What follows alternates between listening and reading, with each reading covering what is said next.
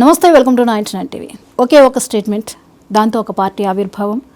గంటల్లో, లక్షల్లో, మిలియన్స్లో viewers, followers విపరీతంగా పెరిగారు. విపరీతమైన ఆదరణ వచ్చింది. ఎక్కడ చూసినా నెట్టింట అదే చర్చ వారి గురించి. నీట్ పరీక్షల అంశంపై, అక్కడ జరిగిన లీకేజీలపై నిరసనలు చేసింది. విద్యార్థులకు బాసటగా నిలిచి వారికి డిమాండ్లు పెట్టి కేంద్రం మెడలు వంచింది. అదే సిజేపీ పార్టీ ఇంత అతి తక్కువ కాలంలో ఇంత పేరును సంపాదించి ఈ విధంగా వ్యూహాత్మకంగా ఎలా వెళ్ళగలిగింది?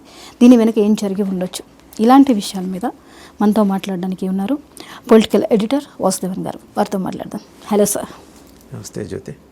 సార్, సిజేపీ పార్టీ ఎలాంటి సంచలనాన్ని క్రియేట్ చేసిందో వితిన్ చాలా తక్కువ స్పాన్లో చూసాం. సరే, కేంద్రాన్ని డిమాండ్లు ఇవన్నీ అందరికీ తెలిసిన విషయం. అయితే ఈ సిజేపీకి ఫౌండర్గా మనం బాగా మాట్లాడుకున్న అభిజిత్ దీప్కే, దాంతోపాటు కీ రోల్ పోషించిన సౌరవ్ దాస్, అలాగే అశుతోష్, వీళ్ళ ముగ్గురు పేర్లు మనకి బాగా వినిపించాయి. అసలు వీళ్ళెవరు? వీరికి మూలాలు ఏంటి? వెనక ఎవరైనా ఉన్నారా?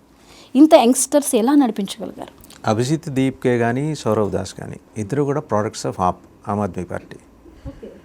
డీప్ స్టేట్ ఎలా ఆపరేట్ చేస్తుందంటే రకరకాల నాయకుల్ని, లేకపోతే సోషల్ మీడియాలో బాగా ఇన్ఫ్లుయెన్సర్స్ అనుకున్న వాళ్ళని ఐడెంటిఫై చేసుకుంటుంది. ముందు రాహుల్ గాంధీ గారిని ఐడెంటిఫై చేసింది డీప్ స్టేట్.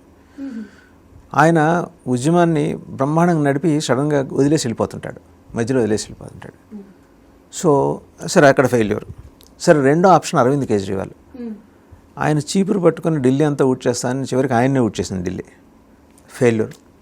థర్డ్ ఆప్షన్ ఎవరు చూసుకునేసరికి కరెక్ట్గా అదే సమయానికి సుప్రీంకోర్టు చీఫ్ జస్టిస్ చేసిన ఒక వివాదాస్పద వ్యాఖ్య. బుద్ధింకలు ఈ దేశంలో చాలామంది అవుతారు, చెట్టు కింద ప్లేడర్లు అనే పద్ధతిలో ఆయన మాట్లాడిన దాని మీద పుట్టుకొచ్చిన పార్టీ ఇది, కాక్రోచ్ జనతా పార్టీ అనేది. ఇట్ సౌండ్ సిమిలర్ టు బీజేపీకి లాగా సిజేపీ అని. మీరు అన్నట్టు ఇందాక మిలియన్లో వాళ్ళు ఏమంటారు ఫాలోవర్స్ వచ్చేసారు. ఇది 48 అవర్స్ వ్యవధిలో అంత తేలిగ్గా తీసివేది. ఎక్కడెక్కడి నుంచి వచ్చారు?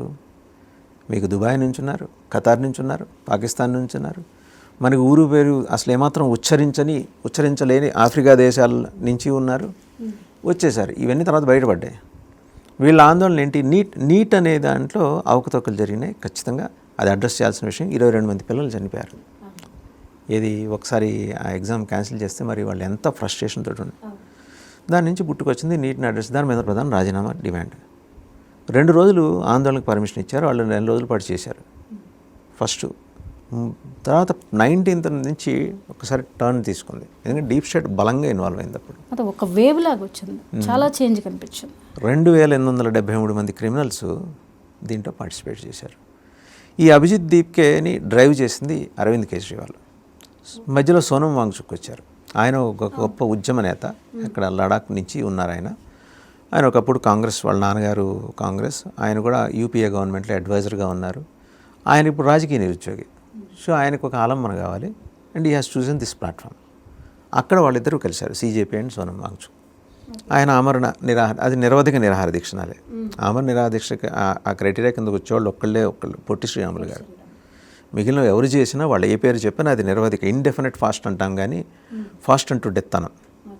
సో అది నిరవధిక నిరాహార దీక్ష చేశారు ఆయన. చేసే క్రమంలో సరే, హీ వాజ్ హాస్పిటలైజ్డ్. ప్రభుత్వం ఆయన అరెస్ట్ చేసి హాస్పిటల్ ఇచ్చి ట్రీట్మెంట్ ఇచ్చింది. ఆయన డిమాండ్లు పెట్టారు. సిజేపీ వీళ్ళందరూ వచ్చారు. వీళ్ళు ఆ ఫైనల్ డే నాడు చేసినప్పుడు బోల్డంత వండలిజం, విధ్వంసం జరిగింది. 28-29 వెహికల్స్ ధ్వంసమైనాయి. కనాట్ ప్లేస్లో షాపులు ధ్వంసమైనాయి, దుకాణ సముదాయాలు ధ్వంసమైనాయి. అండ్ పోలీసులు 120 మందిపై గాయపడ్డారు. ఒక woman police officer, she is pregnant, ఆమె తీవ్రంగా గాయపడింది. ఆ స్థాయిలో రాళ్ళు వచ్చినాయి, తల్వార్లు వచ్చినాయి. ఎక్కడి నుంచి వచ్చినాయి ఇవన్నీ? వాళ్ళు స్టూడెంట్స్ అయితే ఇవన్నీ రాకూడదు కదా, రాకూడదు, వచ్చినాయి. ఎవరు తీసుకొచ్చారు? హాజీ అఫ్జల్ అనే అతను తీసుకొచ్చాడు. అతనికి ఎవరు ఉన్నారు తోడు? వెనకాల ఎవరు అఖ్తర్ అని ఉన్నారు. Haji Afzal is a AAP leader, Aam Aadmi Party, అతను కార్పొరేటర్. సార్, ఇప్పుడు మీరు దీప్కే వెనకాల ఆప్ ఉంది అంటున్నారు. ఇప్పుడు ఈ అఫ్జల్ వెనకాల ఆప్ ఉంటాం ఏంటి? ఆయన ఆప్ నుంచి పుట్టినవాడే, ఆప్లో పుట్టినవాడే. తర్వాత అమెరికా వెళ్ళి జర్నలిజం ఏదో పిఆర్ అది చేసుకుంటూ మధ్యలో అక్కడి నుంచి ఈ ఉద్యమం పుట్టించి పార్టీ, అది ఇంకా రిజిస్టర్ కాలేదులేండి, పార్టీ దానికోసం వచ్చాడు. ఆప్ సపోర్ట్, ఆప్ సోషల్ మీడియాలో అద్భుతమైన విజయాలు నమోదు చేసుకుందాం. అతని వెనకాల ఈ నెట్వర్క్ అంతా ఆప్ బిల్డ్ చేసింది. చాలా స్పష్టంగా అది మేనిఫెస్ట్ అయింది. వేరిన్ బీజేపీ ఫెయిల్ అయింది అక్కడ. అంటే కౌంటర్ నెరేటివ్, ఇది వాడు ఒక నెరేటివ్ బిల్డ్ చేసినప్పుడు కౌంటర్ నెరేటివ్, నేను మిమ్మల్ని అన్నప్పుడు మీరు నా మీద ప్రతి విమర్శ చేయడానికి మీ దగ్గర కూడా సాధన సంపత్తి ఉండాలి. బీజేపీ దగ్గర లేక కాదు, చేయలేదు అంతే. ఏమున్నా మోడీ చూసుకుంటాడు, Modi will take care of us. అంటే బీజేపీ ఫెయిల్యూర్గా మాట్లాడుకోవాలి. ఖచ్చితంగా బీజేపీ ఫెయిల్యూరే. ఏం మొహమాటం ఏంది, వాళ్ళు మంచి చేసినప్పుడు మంచి చెప్పాం, ఫెయిల్ అయినప్పుడు ఫెయిల్ చెప్పాలి. ఫెయిల్ అయ్యారు, అది బీజేపీ ఫెయిల్యూరు, కేంద్ర ప్రభుత్వం ఫెయిల్యూర్. వాళ్ళ డిమాండ్లు ఏంటి? సరే, అక్కడికి వచ్చిన పిల్లలు క్యాండిడేట్స్ ఉంటారు, నీట్ అపీర్ అయిన క్యాండిడేట్స్, వాళ్ళకి అన్యాయం జరిగింది. ప్రతిభావంతులైన పిల్లలు వచ్చారు, వాళ్ళు వాళ్ళ తల్లిదండ్రులు వచ్చారు, జనైన్ వాళ్ళ దాంట్లో మనకేం ఇబ్బంది లేదు. బట్ ఆ ముసుగులో వచ్చిన నిరసనకారుల మీద కూడా కేసులు ఎత్తేయాలని చెప్పేసి వీళ్ళు డిమాండ్. సుప్రీంకోర్టు అయితే తేల్చి చెప్పింది వాళ్ళ మీద ఉంటాయని. బట్ వాళ్ళు ఎక్కడున్నారు ఇప్పుడు? ఇంతమంది విద్రోహ శక్తుల్ని అసలు ఎలా రాగలిగారు, వాళ్ళని ఎలా ఆపరేట్ చేశారు, దీని వెనక ప్లాన్? మీకు లెక్క చెప్తే యూ మే బి అస్టానిష్డ్ అండి. 2873 మందిలో 101 మంది హత్యా నేరంలో ఇరుక్కున్నవాళ్ళు, కేసులు ఎదుర్కొని. 62 మంది attempt to murder and attempt to rape, హత్యాయత్నం, రేప్. 284 మంది రాబరీ, డకాయిటీ, దారి దోపిడీ, దొంగతనాలు. 229 మంది ఆర్మ్స్ యాక్ట్ కింద, ఇది చాలా పెద్ద చట్టం, ఇది ఆయుధాల చట్టం. 67 మంది ఎన్డీపీఎస్, డ్రగ్స్. ఈ డ్రగ్ ప్రెడర్స్ కూడా దీంట్లో దూరారు. ఇంత చేటు విధ్వంసకాండ జరిగిందంటే ఎంతో ప్లాన్డ్గా ఉంటే తప్పించి జరగదు. సరే, డీప్ స్టేట్ అనే మాటని అంగీకరించకపోవచ్చు. కానీ ఈ మాట బాగా వినిపించింది. అసలు ఏం చేస్తుంది డీప్ స్టేట్, కార్యకలాపాలు ఏంటి, ఆ పాత్ర ఏంటి సార్? డీప్ స్టేట్ బేసిక్గా ఏంటంటే అమెరికా విశ్వామిత్ర సృష్టి. అది పక్క దేశాలు పచ్చగా ఉంటే కళ్ళు బగ్గుమంటాయి అమెరికాకి.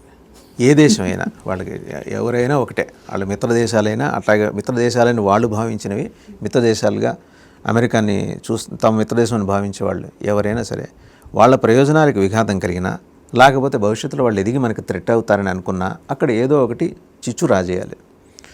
డీప్ స్టేట్ అంటే it functions above the American intelligence డిపార్ట్మెంట్కి పైన అది పనిచేస్తుంది. దాంట్లో 4-5 మాఫియాలు ఉంటాయి. బేసిక్గా డ్రగ్స్ మాఫియా ఉంటుంది, ఎడ్యుకేషన్ మాఫియా ఉంటుంది, అండ్ వెపన్స్, ఈ డిఫెన్స్ సంబంధించిన మాఫియా అంటే వాళ్ళు వెపన్స్ అమ్ముకోవాలండి, డిఫెన్స్. సో వాళ్ళు అమ్ముకోవాలంటే అల్లలు సృష్టించాలి, అల్లలు సృష్టించుకుంటే ఆయుధాలు అవసరం పడుతుంది. సో ఇది ఒక విషస్ సర్కిల్. ఆ డీప్ స్టేట్లోనే 4-5 ఫౌండేషన్స్ ఉన్నాయి.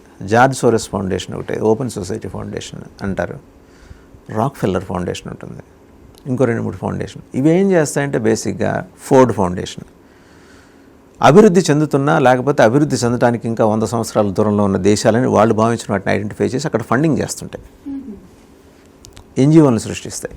ఇవన్నీ కూడా ఈ వికృత సృష్టి, ఇదంతా సృష్టించి ఆ ఎన్జిఓలని నెపంతో ఆ దేశాల్లో అల్లలు సృష్టించడం, లేదా ఇప్పుడు భారతదేశాన్ని వీకెండ్ చేయాలి. చుట్టుముట్టిన దేశాలండి మనకి పాకిస్తాన్, బంగ్లాదేశ్, నేపాల్. ఇమీడియట్గా ఇక్కడ జ్వరపడతారు. వీళ్ళకి తోడు మన బిగ్ బ్రదర్ చైనా ఉన్నాడు, ఆయన మన నెత్తినెక్కి డ్యాన్స్ కడుతుంది. ఆ చైనా దేశం ఎప్పుడు, అరుణాచల్ ప్రదేశ్ ఎప్పుడు మా భూభాగం, వాళ్ళు వస్తారు, అవసరార్థం వస్తారు. చైనా ఎప్పుడు డీప్ స్టేట్ లాగా నేరుగా ఇన్వాల్వ్ కాదు, పరోక్షంగా ఇన్వాల్వ్ అవుతుంది. ఇప్పుడు నార్త్ ఈస్టర్న్ స్టేట్స్ని 7 స్టేట్స్ని కట్ చేసేసి దాన్ని ఒక క్రిస్టియన్ స్టేట్గా చేయాలని చెప్పేసి డీప్ స్టేట్ ఆలోచన. అందులో భాగంగా ఇంతకుముందు బంగ్లాదేశ్ తాత్కాలిక ప్రధానిగా ఉన్న ఆయన్ని వాడుకుంది, షేక్ హసీనా తర్వాత వచ్చారు, ఆయన్ని వాడుకుంది, యూనస్ మహమ్మద్ని వాడుకుంది. సో ఆయన వెళ్ళిపోయిన తర్వాత ఇప్పుడు తారిక్ అహ్మద్ని వాడుకుంటుంది. సరే, పాకిస్తాన్ మనకేంటి, పాకిస్తాన్తో మనకి అడ్వాంటేజ్ అంటే తెలిసిన శత్రువు, సో అప్రమత్తంగా ఉంటాం. తెలియని శత్రువు డీప్ స్టేట్, ఎటు నుంచి వస్తుంది మనకు తెలియదు. అవి ఏం చేస్తారంటే దేశంలో అంతర్గతంగా ఉన్న ఇలాంటి వాళ్ళందరినీ ఒక దగ్గర చేర్చి జమ చేసి ఫండింగ్ ఇచ్చి రకరకాల మార్గాల్లో వాళ్ళని పైకి తీసుకొస్తాయి. ఈ 2 మిలియన్ల వ్యూస్ ఎక్కడి నుంచి వచ్చాయి? డీప్ స్టేట్ ఆపరేట్ చేసింది కాబట్టి వచ్చాయి. భారతదేశంలో జరుగుతున్న ఆందోళనకి బంగ్లాదేశ్లో ఉన్న జమాతే ఇస్లామిక్ సంబంధం ఏంటి? వాడు ఎందుకు ఇంతలో లెటర్ ఇచ్చాడు, మేము సపోర్ట్ చేస్తున్నామని? జమాతే ఇస్లామిక్ ఏంటి సంబంధం? సో ఇవన్నీ అంటే వెనకాల నుంచి డీప్ స్టేట్ ఆపరేట్ చేస్తుంది. బంగ్లాదేశ్ ఢాకాలో సిఐఏ మీటింగ్ పెడితే దానికి ఐఎస్ఐ వాళ్ళు వస్తారు, బంగ్లాదేశ్ ఇంటెలిజెన్స్ వస్తుంది, ఇక లష్కర్ ఏ తోయిబా, జైషే మొహమ్మద్, ఇంకా 2-3 ఉగ్రవాద సంస్థలు వస్తాయి. ఎందుకు వస్తాయి? దీన్ని అస్థిరం పాలు చేయాలి. సో అందులో భాగంగా ఇప్పుడు ఇటీవల కాలంలో పుట్టుకొచ్చిందే సిజేపీ. నేరుగా ప్రభుత్వం, మన మీరు అనొచ్చు ఏమంటే కేంద్ర ప్రభుత్వం మినిస్టర్ ఆఫ్ ఎక్స్టర్నల్ అఫైర్స్ ఆయన ప్రతినిధి అబ్బాయి డీప్ స్టేట్ అట్లాంటివి ఏం లేదు అని ఆయన అన్నారు కదా. ఆ టైంలో అనాలి, లేకపోతే మరింత అగ్రెసివ్గా ఆందోళన రెచ్చగొట్టే ప్రయత్నం చేస్తారు. ముందర సబ్సైడ్ అవ్వాలి కాబట్టి అన్నారు. వాళ్ళ దగ్గర ఇన్ఫర్మేషన్ లేక కాదు. ఈ 2873 మందికి ఫండింగ్ ఎవరు ఇచ్చారు? అందరూ ఒకే రోజు అక్కడికి ఎలా రాగలిగారు? So this is the basic. Even supreme court కూడా దీని మీద సీరియస్గానే ఆలోచిస్తుంది అనుకుంటున్నాను. వీళ్ళని ఐడెంటిఫై చేయాలి. ఫేస్ రికగ్నిషన్ టెక్నాలజీ ద్వారా వీళ్ళందరూ ఐడెంటిఫైడ్. బట్ ఎక్కడెక్కడి నుంచి వచ్చారు? కేరళ నుంచి వచ్చారు. రైళ్ళు, flights, Bihar, UP, by road, by rail and by private vehicles. వీళ్ళందరికీ ఫుడ్ సప్లై చేసింది దుబాయ్ నుంచి స్విగ్గీ, జొమాటోలో ఒకటి సప్లై చేసింది. ఇది ఒక పెద్ద క్వశ్చన్గా ఉంది కదా, ఎవరు సప్లై చేస్తున్నారు, వెనక ఎవరు ఉన్నారు? అది స్విగ్గీ, జొమాటోలకు నోటీసులు ఇచ్చారు పోలీసులు. వాళ్ళు వచ్చి చెప్పుకోవాలి, ఆన్సర్ ఇవ్వాలి. ఓకే, పేమెంట్స్ ఎక్కడి నుంచి వచ్చింది? అండ్ డీప్ స్టేట్ ఆధ్వర్యంలో నడిచే ఈ సోషల్ మీడియా చూస్తే ఇప్పుడు మెటా మొన్న ప్రైమ్ మినిస్టర్ ఇన్స్టాలో 3 వీడియోలు పెడితే అందులో ఒక వీడియోని కొంత సమయం పాటు నిలిపేసింది. ఆయన ఏమి అసభ్య పదాలం వాడలేదు. Yes, appeal to the youth of India, మీకు బాసటగా నిలుస్తాం, మీ డిమాండ్లను మేము గౌరవిస్తున్నాం అని చెప్పి చాలా వినమ్రంగా చెప్పారు. ఆయనేమి అసభ్యకరంగా మాట్లాడలేదు. కొందరు చూశారు ఆ నిరసనకారులు, ఒకడెవడో వస్తాడు, వచ్చి ప్యాంటు జిప్పు తీసి మోడీని తిడతాడు. ఇంకొక ఆమె వస్తుంది కేరళలో, ట్రాన్స్జెండర్, మరి ఆమెనాలో ఆయనలో తెలియదు, వచ్చి ప్రైమ్ మినిస్టర్ మోడీ గారు వాళ్ళ నాన్న చనిపోయిన తర్వాత 3 ఏళ్ళకి పుట్టాడంటది.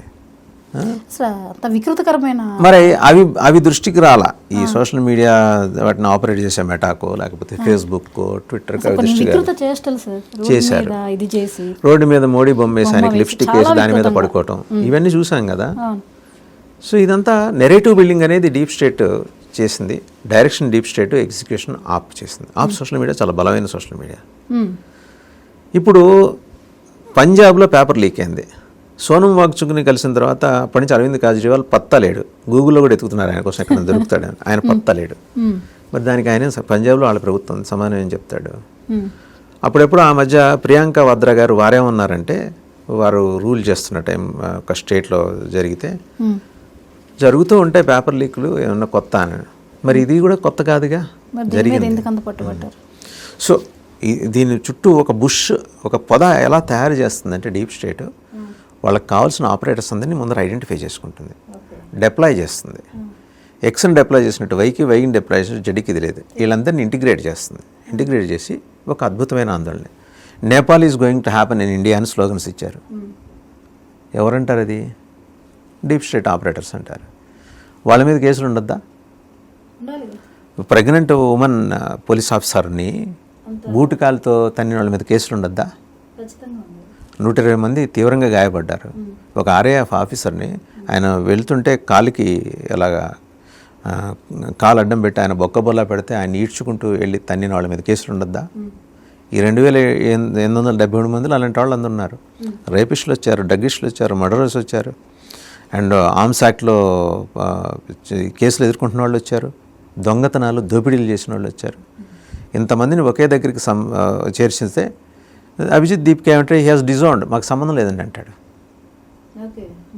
మీరు ఒక కార్యక్రమం ఆర్గనైజ్ చేసినప్పుడు దానికి వచ్చే వాళ్ళకి సంబంధించిన మంచి చెడు వాళ్ళు ఏమైనా పెద్ద పనులు చేస్తే దానికి బాధ్యత వహించాల్సింది అయితే మీరే. హైకోర్టు చెప్పింది, స్పష్టంగా చెప్పింది. మనకి former IAS officer Sanjay Dikshit garu అనుకుంటా, ఆయన ఒక జైపూర్ దీని పేరుతోటి ఒక డిజిటల్ ఛానల్ నడుపుతున్నారు ఆయన. దాంట్లో ఆయన స్పష్టంగా చెప్పారు, నేను కేసులు వేస్తున్నాను వీళ్ళ మీద కేసులు ఎత్తేయడానికి వీల్లేదు అని హైకోర్టుకి వెళ్తున్నారు ఆయన. జైపూర్ డైలాగ్స్ అని ఉంటుంది ఆ డిజిటల్. వీళ్ళందరూ ఏంటంటే రైటిస్టులు, జాతీయవాదులు, వాళ్ళకి బీజేపీకి ఏం సంబంధం లేదు, జాతీయవాదులు. ఇప్పుడు ఒక అద్భుతమైన పేరు, ప్రపంచంలో మంచి ర్యాంకింగ్ ఉన్న మోడీ గారిని అప్రతిష్ట పాలు చేసి అర్జెంటుగా ఈ ప్రభుత్వాన్ని గద్దెదించాలి. డీప్ స్టేట్ ఆలోచన. ఒక నేపాల్, ఒక బంగ్లాదేశ్, ఒక శ్రీలంక ఇక్కడ కావాలి. రాహుల్ గాంధీ గారిని ప్రతిష్ఠించాలి. ఈయన దిగిపోయినంత మాత్రం ఆయన రాడుగా, ఎన్నికలు జరుగుతాయి. అయితే ఈ అప్రతిష్ట మామూలు అప్రతిష్ట కాదు, కేంద్ర ప్రభుత్వం నెత్తిన తలగెత్తుకుంది మాత్రం. దీనికి భారీ మూల్యం అయితే బీజేపీ చెల్లించుకోవాలి, తప్పదు. అంటే ఆ మెకానిజంని ప్రాపర్గా అడ్రస్ చేయలేకపోతే రేపొద్దున ఇంకోటి వస్తాడు, నేను జంతర్మంతర్లో కూర్చుంటానంటాడు, వాడికి సపోర్ట్గా ఒక ట్రక్లో రాళ్ళు వస్తాయి, ఇంకో ట్రక్లో గోతాల నిండా తల్వార్లు వస్తాయి. ఇది రిపీట్ అవుతుంది. వాడేవో కొన్ని డిమాండ్లు పెడతాడు. అరెస్ట్ చేయాల్సిన వాళ్ళని మీరు కాన్స్టిట్యూషన్ క్లబ్లో కూర్చోబెట్టి, మీతో పాటు కేంద్ర మంత్రులతో పాటు కూర్చోబెట్టి వాళ్ళతో చర్చలు జరిపి, మీ డిమాండ్ అన్నింటినీ మేము సావధానంగా అంగీకరిస్తున్నాం, సావధానంగా అమలు చేస్తాం అని వాళ్ళకి లిఖితపూర్వక హామీలు ఇచ్చి ఇంకో వాంగ్చుక్ వస్తాడు. ఎవరికి అంటే ఎజెండాలు వాళ్ళవి. ఈ ఎజెండాలు రకరకాల అసంతృప్తితో ఉన్న వాళ్ళందరినీ ఒక దగ్గరికి చేర్చి వీళ్ళందరినీ ఆపరేట్ చేయడమే డీప్ స్టేట్ చేసే పని. ఇది అన్ని దేశాల్లో చేస్తుంది. మనమేం ప్రత్యేకమేం కాదు, మనం మొదలు కాదు డీప్ స్టేట్కి. ఇప్పుడు ఏ పరిస్థితుల్లో కేంద్రం వారి డిమాండ్ని ఒప్పుకుందో చూసాం. అంటే కేంద్రం ఈ డిమాండ్ని ఒప్పుకుంది అంటే CJP డిమాండ్ ప్రతి ఒక్కటి ఒప్పుకుంది అంటే కేంద్రం ఫెయిల్ అయింది అనుకోవాల్సి ఉంటుందా? మీకు అన్నా హజారే మూవ్మెంట్ అప్పుడు it took 3 to 4 months for the government of India అండి టు రెస్పాండ్. ఈ నెల రోజులప్పుడు మీరు వీళ్ళు అయ్యారంటే రేపొద్దున ఇంకోటి కూర్చుంటాడు. 10 రోజులు లేకపోతే ఎలాంటి నెరేటివ్ని వాళ్ళు బయట నడుపుతారంటే ఆత్మాహుతి చేసుకుంటాం. ఆత్మాహుతి చేసుకునేలాగా ఇన్స్టిగేట్ చేస్తారు. ఒక 2 పిల్లల్ని ఐడెంటిఫై చేసి సజీవ దహనం చేసి, ఒక మండల్ కమిషన్ అప్పుడు గోస్వామి అతను ఇలాగే ఆత్మాహుతి చేసుకున్నాడు. అది చేసుకున్నాడు అనుకోవాలి, ఎందుకంటే మనం అప్పుడు లేము కాబట్టి మనకు తెలియదు కాబట్టి. అప్పుడు కూడా ఇలాగే జరిగింది, ఎవరికి తెలుసు. బలవంతంగా ఒకరిని స్కేప్ గోట్ని చేసి తీసుకొచ్చి పెట్రోల్ పోసి తగలబెట్టి ఆత్మాహుతి చేసుకున్నామంటే అది ఎక్కడికి దారితీస్తుంది? ప్రభుత్వం అక్కడ దిగాల్సి వచ్చింది. ఆ దిగటం పాతాళానికి దిగిపోయింది. ధర్మేంద్ర ప్రధాన్ రాజీనామా తర్వాత అడ్రస్ చేయాలి. పార్లమెంట్లో గడిచిన 6 రోజులుగా వాయిదా పడుతూ వస్తుంది. 3 బిల్స్ ఉన్నాయి, important bills. Women reservation amendment bill, మహిళా రిజర్వేషన్ సవరణ బిల్లు, డీలిమిటేషన్ బిల్. 3వది FCRA, foreign contribution regulatory act. విదేశాల నుంచి ఫండింగ్ వస్తుంటుంది. ప్రత్యేకించి NGOలు ఏం చేస్తాయి, అదే ఈ ఫౌండేషన్ ద్వారా ఇలా నిరుపేదలను ఆదుకుంటామని చెప్పేసి మత వ్యాప్తి కోసం వస్తాయి. మత ప్రచారం చేసుకోవచ్చు, దానికేం ఇబ్బంది లేదు. మత వ్యాప్తి అండ్ మతాంతీకరణ అంటే కన్వర్షన్స్కి అనుమతి లేదు. అది చాలా స్ట్రింజెంట్గా యాక్ట్ తీసుకొచ్చేసరికి తల్లడిల్లిపోతున్నారు. అమెరికన్ కాంగ్రెస్లో ఉప్పు నిప్పు లాంటి రిపబ్లికన్స్ డెమోక్రాట్లు ఇద్దరూ కలిసి భారతదేశం మీద చేస్తున్నారు బిల్లు తీసుకురావడానికి వీల్లేదని. ఎందుకల్లా క్రిస్టియానిటీ వ్యాప్తి చేయడం కోసం అది అడ్డుపడుతుంది. ఇప్పుడు ఫండ్స్ వస్తే కదా వాళ్ళు వచ్చి చర్చిలు కట్టేది, కన్వర్షన్లు చేసేది. కన్వర్షన్లకి డబ్బులు ఉండాలి కదా. వాళ్ళు ఏర్పాటు చేసుకున్న సభలు, కార్యక్రమాలు, ప్రార్థనా మందిరాల కోసం డబ్బులు కావాలి. అండ్ మత వ్యాప్తికి మత మార్పిళ్ళకైతే డబ్బులు కావాలి. ఉత్తినే ఎందుకు మారుతారు ఎవరైనా? సౌకర్యాలు ఇవ్వాలి, హాస్పిటల్స్ కట్టాలి, స్కూల్స్ కట్టాలి, కట్టి ల్యూరు చేసి మత మార్పిళ్ళు చేయించాలి. ఆ నార్త్ ఈస్ట్ ఈరోజు థ్యాంక్స్ టు PV నరసింహారావు గారు, ఆయన కాంగ్రెస్ ప్రధానమంత్రి అయినప్పటికీ అప్పటిదాకా నెహ్రూ గారి policy don't look at east, తూర్పు వైపు చూడమాకండి అని. ఆయన వచ్చి తూర్పు వైపు చూడండి అన్నారు. ఆ 7 ఈశాన్య రాష్ట్రాలకి మార్గం సుగమం చేశారు. లేకపోతే మనకి ఆ చికెన్ నెక్ ద్వారా కట్ చేసేస్తామని యూనిస్ మహమ్మద్ ఆయన అప్పుడు చైనా వెళ్ళి వచ్చిన తర్వాత అన్నమాట. ఈ 12 ఏళ్లలో నార్త్ ఈస్ట్లో ఇన్ఫ్రా పెరిగింది, అవకాశాలు పెరిగినాయి, జనం వెళ్తున్నారు అక్కడికి. వాళ్ళు కూడా ఇది మేము భారతదేశంలో ఉన్నవాళ్ళమే అనుకుంటున్నారు. అటువంటి పరిస్థితిని ఛిద్రం చేసి పూర్తిగా దీన్ని ఒక క్రిస్టియన్ స్టేట్ లాగా మారుద్దాం అనేది భారతదేశంలో చిన్న చిన్న మొక్కలు. ఇప్పుడు తమిళనాడు పెరియార్ ఉన్నప్పుడే మాకు అసలు మేము భారతదేశానికి మనకు సంబంధం లేదు, మేము వేరే దేశం అంటాడు ఆయన. జిన్నాతో మాట్లాడేవాడు, జిన్నాకి లెటర్స్ రాసేవాడు. అదొక విపరీతం. సో ఇంకోవైపు కేరళలో ఇంకో విపరీతం. ఎక్కడ ఎలా నరుక్కుంటూ పోతే గుజరాత్ కూడా మాదే అంటుంది, పాకిస్తాన్ కొన్నాళ్ళు పోతే రాజస్థాన్ కూడా మాదే అంటుంది. ఎక్కడో చోట నిలవరించాలి కదా. భారతదేశం సుస్థిరంగా ఉండటం అనేది డీప్ స్టేట్కి ఇష్టం లేదు. ఇలాంటివి జరుగుతూనే ఉంటాయి. జరుగుతూ ఉన్నప్పుడు సమర్థవంతంగా ఎదుర్కోవాలి. బయట రచ్చ గెలిచి ఇంట్లో ఓడిపోవటం అంటే బహుశా మోదీ ప్రభుత్వానికి ఇంతకన్నా నామర్థం ఇంకోటి ఉండకపోవచ్చు. ప్రాపర్గా అడ్రస్ చేయడం, స్టూడెంట్స్ వేరు అండ్ విధ్వంసకారులు వేరు. నేను చాలా స్పష్టంగా విభజించి చెప్తున్నాను. వాళ్ళ మీద కేసులు ఎత్తేయాల్సిందే, వాళ్ళ జెన్యూన్ డిమాండ్. విధ్వంసకారుల్ని అపీస్ చేయాల్సిన అవసరం లేదు. సింపుల్. నేను ఇందాకే చెప్పా, ఒక ప్రెగ్నెంట్ ఉమెన్ పోలీస్ ఆఫీసర్ని, ఆవిడకి ఏమన్నా జరిగితే హూ విల్ హోల్డ్ రెస్పాన్సిబిలిటీ? దానికి ఎవరు బాధ్యత వహిస్తారు? అభిజిత్ దీప్కే వస్తాడా? సౌరదాస్ వస్తాడా? అశుతోష్ వస్తాడా? వీళ్ళని ప్రోత్సహించిన అరవింద్ కేజ్రీవాల్ వస్తాడా? ఈ ప్రశ్నలు. ఇది బీజేపీ పార్టీగా ఆలోచించుకోవాలి. అంటే వాళ్ళకి ఏమైందంటే థర్డ్ టర్మ్ వచ్చేప్పటికి దైవాంశ సంభూతం అనుకుంటున్నారు. దేవుళ్ళకి 4 చేతులు, కిరీటాలు, శంఖాలు, చక్రాలు ఉంటే మాకు అవి లేవు, కానీ మేము కూడా వీఆర్ ఈక్వల్ టు గాడ్. అని కళ్ళు నెత్తికెక్కి ఇలాంటి అంశాలని, సున్నితమైన అంశాలని ప్రాపర్గా అడ్రస్ చేయకపోవడంలో ఉత్పన్నమైన సమస్య ఇది. అది చెప్దామంటే అన్నీ ఆయన ఉన్నాడు, మోడీ ఉన్నారుగా, ఆయన చూసుకుంటారు. అంటే వీళ్ళకి తలకాయ నొప్పి వస్తే మోడీ గారు అనాసిన వేసుకుంటే వీళ్ళ తలనొప్పి తగ్గుతుంది. ఆ స్థాయికి వెళ్ళిపోయారు, ఆ వ్యక్తి ఆరాధన స్థాయిలోకి వెళ్ళి. బీజేపీ అనేది వ్యవస్థాధారంగా ఏర్పడిన పార్టీ. ఎప్పుడైతే ఈ ఇండివిజువల్ సెంట్రిక్ అయిందో there is no difference between Congress and BJP. కుటుంబ పార్టీ లాగా మార్చే. మోడీ తర్వాత అందరూ కూడా జనం నుంచి పుట్టుకొచ్చిన నాయకులే. బీజేపీకి చెందిన మంత్రులు, ఎమ్మెల్యేలు, ఎంపీల పిల్లలు కూడా యాజిటేషన్లో ఉన్నారు. అంటే ఆ కాజ్ని మీరు అర్థం చేసుకోండి. కాజ్ చాలా జెన్యూన్ కాజ్. దాని నుంచి మనం ఆ అంశం విషయంలో స్పష్టమైన అభిప్రాయం ఉంది. నీటిలో అవకతవకలు జరగకుండా మా నీలేకన్ కమిటీ అది వేశారు. సో నో ఇష్యూ, అది ఆ పని చేసుకుంటూ వెళ్తుంది. అంటే ఈ నీటి వ్యవహారం అసలు మొదట్లోనే లీక్ అయినప్పుడే కనుక తీవ్రమైన చర్యలు తీసుకుని ఇదే ముందు చేస్తుంటే కేంద్ర ప్రభుత్వం 2024లోనే ఒక కమిటీ వేశారండి. ఆ కమిటీ రికమెండేషన్స్ 90% ఇంప్లిమెంట్ చేశారు. అసలు ఆరిజిన్లోనే పేపర్ లీక్ అయితే మీరు పేపర్ సెట్ చేయడానికి మీరు ఒక ప్రొఫెసర్ మీకు బాధ్యత ఇచ్చారు, ఒక 10 మంది, మీ దగ్గరే లీక్ అయితే దానికి ఎవరు బాధ్యత వహించాలి? సరే, మినిస్టర్ బాధ్యత వహించాలి, ఒప్పుకుంటాం. పంజాబ్లో ఎవరు బాధ్యత వహించాలి? చూస్తారట. మరి దానికి లేట్ ఎందుకు? అలాగే కేసులు ఎత్తేస్తున్నారు. ఇప్పుడు కర్ణాటకలో చూస్తే ప్రియాంక ఖర్గే అని ఉన్నారు, ఆయన మల్లికార్జున ఖర్గే కొడుకు. ఆయన ఒక 53 మంది నేరగాళ్ల మీద కేసు లిఫ్ట్ చేయించమని వాళ్ళ గవర్నమెంట్ వచ్చింది, రద్దు చేశారు అల్లర్లకు సంబంధించి. సరే, కోర్టుకి వెళ్ళారు, కోర్టు లేదు, వాళ్ళ మీద కేసు ఉండదు. అంటే ఎవడు ఇష్టం వచ్చినట్టు చేసుకుని పోతే రేపొద్దున ఎవడైనా వస్తాడు, జంతర్ మంది దగ్గర కూర్చుంటాడు, 2 రోజులు ఆందోళన చేస్తాడు, పెట్రోల్ బాంబులు ఇస్తాడు, వాడి మీద కేసులు ఎత్తేయాలి. ఈ డిమాండ్లు వస్తాయి. దీన్ని మనం స్వాగతిద్దామా? ఇప్పుడు జరిగింది అదే అక్కడ. మరి ఈ విషయంలో కేంద్రం ఎలా రియాక్ట్ అవ్వాల్సిన పరిస్థితి ఉంటుంది? ఇప్పుడు మనం సీజేపీని ఎలా బిలీవ్ చేయాలి సార్? సీజేపీకి ఇంత క్రేజ్ వచ్చింది, విద్యార్థుల పార్టీగా సమస్యలు ఎక్కడున్నా సీజేపీ వాయిస్ వినిపిస్తుంది, అండగా ఉంటుంది, మాది ఇంతటితో ఆగదు అని చెప్పి కూడా అన్నాడు. సౌరదాస్ అన్నాడు, ఒక తేడాపాడా వస్తే మళ్ళీ కూర్చున్న అక్కడ చేరుతాయి. ఇప్పుడు మీరు చెప్పింది దాన్ని బట్టి ఒక పార్టీ వెనకాల నుంచి నడిపించినటువంటి పార్టీ అండి. బహుళ వ్యవస్థలు ఉంటాయి ఇక్కడ. ఒక ఆ పార్టీ వెనకాల ఉంది ఎవరు? సీజేపీ వెనకాల ఆమ్ ఆద్మీ వెనకాల ఉన్నది ఎవరు? Deep state. కాంగ్రెస్ ఒక ప్రధాన ప్రతిపక్షంగా కాంగ్రెస్ ఫెయిల్ అయినప్పుడు ఇలాంటి వికృతాంగాలన్నీ పుట్టుకొస్తూ ఉంటాయి.